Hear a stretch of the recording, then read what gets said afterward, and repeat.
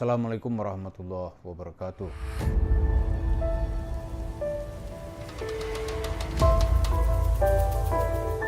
Para pemirsa, ini kritikan yang bertubi-tubi kepada Yusuf Mansur, doa mubahalah. Sekarang ini sepertinya Yusuf Mansur menganggap enteng semua itu. Tapi kita lihat dalam sejarah, kalau orang sudah memprotes rame-rame, itu uangnya yang banyak itu biasanya nggak bisa mempertahankan dirinya. Baik dalam skala individu maupun nanti dalam skala kekuasaan. Ya kan? Di uang tuh gampang itu hilangnya. Jangan kira ya, Yusuf Mansur sekarang bisa berinvestasi di banyak usaha-usaha warung steak. Jangan kira itu tidak gampang hilangnya, gampang hilangnya.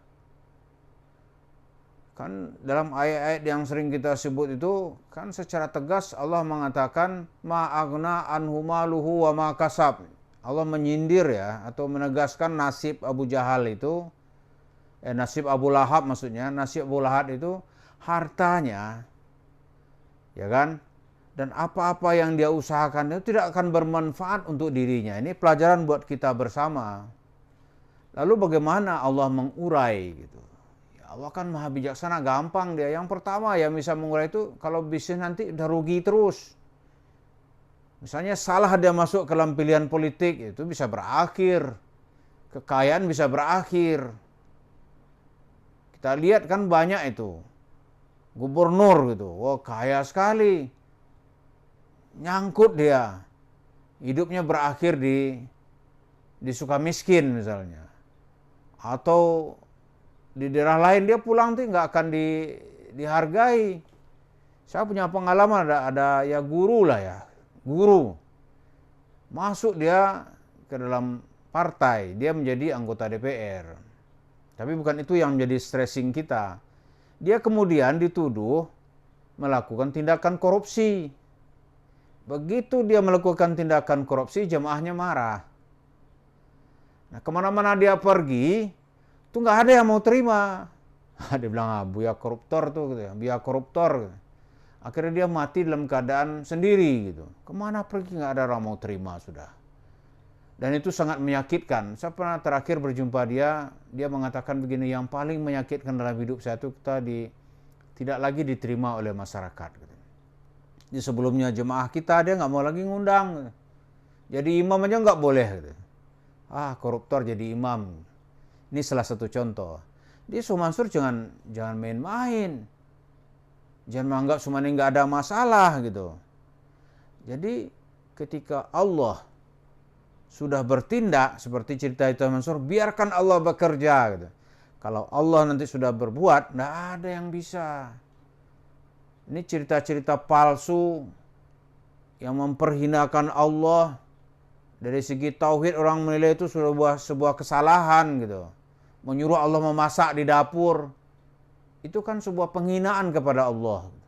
Nanti Allah bertindak, habislah itu. Jadi cara Allah bertindak itu ya bisa seseorang itu salah langkah. Karena itu kita lihat ada orang kaya bisa jatuh menjadi gembel. Kenapa? Salah langkah. Yang kedua, dia hilang kekuasaan.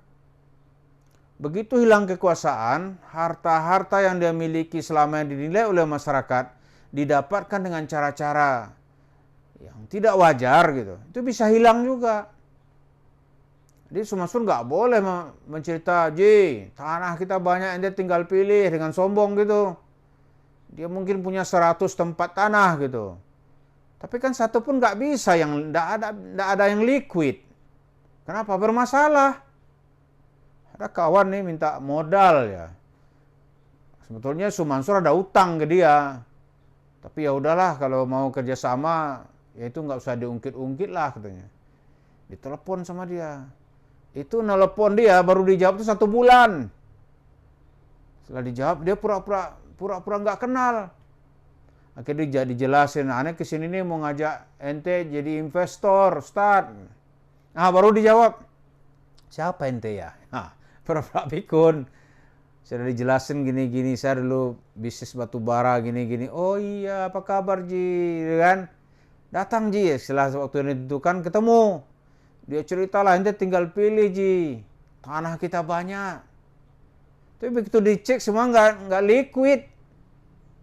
Atau memang sengaja dibegitukan gitu. Akhirnya ya nggak ada. Kerjasama itu nggak bisa terjadi gitu. Karena Mansur tahu dia selama ini kan biasa ngerjain orang. Kalau investasi tujuannya sudah pasti berakhir nih disikat sama dia. Kalau dia diajak orang, dia mikir nih mau ngerjain gua nih, kan gitu kan. Ini nggak terjadi.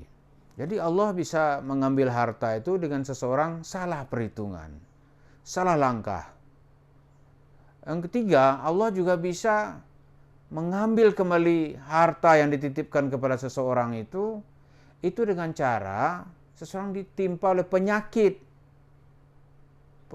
yang dia tidak bisa mencari uang lagi dan dia harus mengeluarkan uang terus-menerus. Ya kan? Nah, seperti yang dirasakan oleh Mansur, dia merasa itu ketika rumahnya katanya kan ada uang emasnya hilang atau uang hilang di rumahnya gitu. Kemalingan lah rumahnya. Dia nggak mau memperpanjang masalah. Kenapa? Kalau diperpanjang masalah, wah itu kan nanti ada pertanyaan nih uang dari mana? Kalau ini emas dari mana? Apa yang hilang gitu. Akhirnya dia bilang aja oleh Mansur, ini malaikat diutus Tuhan untuk ngambil. Gitu. Diutus Tuhan katanya. Jadi Tuhan mengutus malaikat untuk mencuri uangnya Mansur. Kan nggak masuk akal. Gitu. Begitu Mansur memperlakukan Tuhan. Gitu. Sebab kalau dibuka detil-detil itu kan banyak kajiannya. Kok bukti kemalingan nggak ada, misalnya kan? Bukti maling masuk kok nggak ada bukti kunci pintu yang rusak. Gitu. Nah di mana gitu? Saya mikir nih, ini orang internal dalamnya yang ngambil gitu. Cuma dia nggak mau terbuka, bilang aja malaikat, selesai kan? Bisa misalnya kan nggak tahu siapa yang ngambil di dalam rumahnya. Cuma dia nggak mau panjang-panjang. Kalau diperpanjang, seperti cerita wartawan yang nagih kalung istrinya, karena terpedaya dengan cerita Mansur, kalung istrinya serahin ke Mansur, dia marah, dia bawa golok gitu. Saat antum nggak kembaliin kalung bini gua golok lu sekarang gitu. Mansur ketakutan. Ya udah ente periksa sendiri dah. Menurut cerita kawan wartawan itu, wah itu pundi-pundi emasnya banyak sekali gitu. Sebab setiap dia operasi ini kan banyak dapat gitu itu. Ibu-ibu yang melorotin gelang, yang buka cincin, yang ini kalungnya dikasih, itu banyak sekali. Sampai wartawan ini bingung nih yang mana nih punya bini gua, kira-kira gitulah. Diambil aja. Nah, kalau ini dibuka ke publik, bagaimana Mansur mengumpulkan uang-uang ini? Dipertanyakan oleh penyidik, kan pusing dia. Yaudahlah, malaikat aja lah gitu. Jadi bisa cara begitu Allah mengambil rezeki. Kemudian yang berikutnya, cara Allah mengambil rezeki itu anak-anaknya nggak ada yang bisa, dalam tanda kutip nih, kemampuan intelektualnya itu rata-rata di bawah standar gitu. Itu bisa juga. Atau bisanya cuma ngabisin harta bapaknya. Itu kan banyak sekali terjadi. Bisa juga nanti Allah tuh mengirim jodoh anak itu orang-orang yang bertujuannya itu mengambil harta mertuanya. Di Mansur misalnya nih, auzubillah ya. Ini cara gitu. Dia dapat mantu, kerjaan mantunya itu ngambilin duit aja.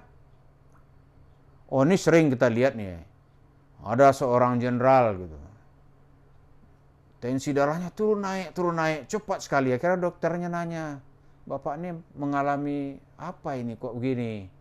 Sampai dia cerita, bagaimana dia nitip uang ke mantunya bermiliar-miliar, uang tuh dibawa lari. Nah ini kan cara Allah gitu, dibawa lari. Dia mau ngejar nggak bisa, mau nuntut nggak bisa, mau cerita ke orang nggak bisa gitu. Terus dokternya nanya, kenapa Pak nggak lapor polisi? Aduh panjang cerita, ya udahlah gitu aja. Cuma dia nggak terima gitu. Ya, begitu caranya. Begitu juga nanti yang terakhir yang menjadi hukum dari kehidupan ini adalah dihukum oleh masyarakat. Jadi hukuman masyarakat itu umumnya kejam. Dia nggak kenal batas waktu. Mungkin dia sudah dikubur, jasadnya sudah lumat menjadi tanah, tulang belulangnya sudah hancur, tapi cerita hidupnya masih tetap dikenang orang. Nah, inilah cara Allah menghukum seseorang yang dinilai banyak merugikan orang lain. Inilah cara Allah menghukum ketika orang lain sudah banyak memberikan sumpah, mengutuk, dan tidak ada jalan lain. Bagi hal seperti ini, semua kita tentu harus menjadi catatan buat diri kita semua supaya cerita-cerita ini tidak menimpa di antara kita gitu. Dan kepada pesan jemaah-jemaah ini kepada Yusuf Mansur, saya ingin menyampaikan pesan-pesan saja gitu.